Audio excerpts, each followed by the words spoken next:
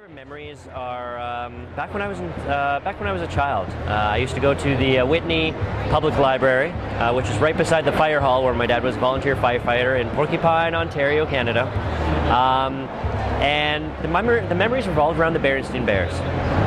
My sister and I were huge fan of the Berenstain Bears, and the librarian there was an elderly woman by the name of Mrs. Koulis, and she just really.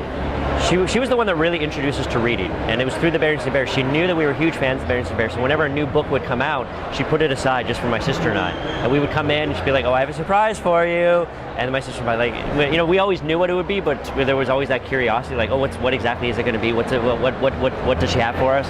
And always be the next issue, or not, well, the next Berenstain Bears book, and yeah, just.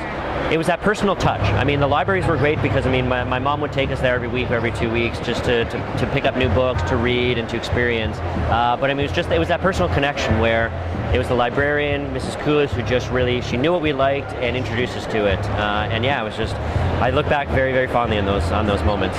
I actually read most of my graphic novels through the library, and trade paperbacks, of course.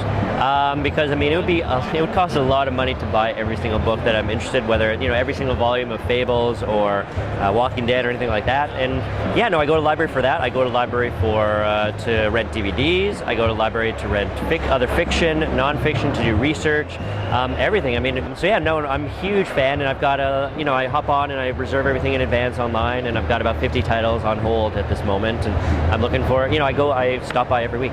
But I mean, libraries are one of the most important systems in any municipal government. So I mean, I think all governments need to really pay attention to that.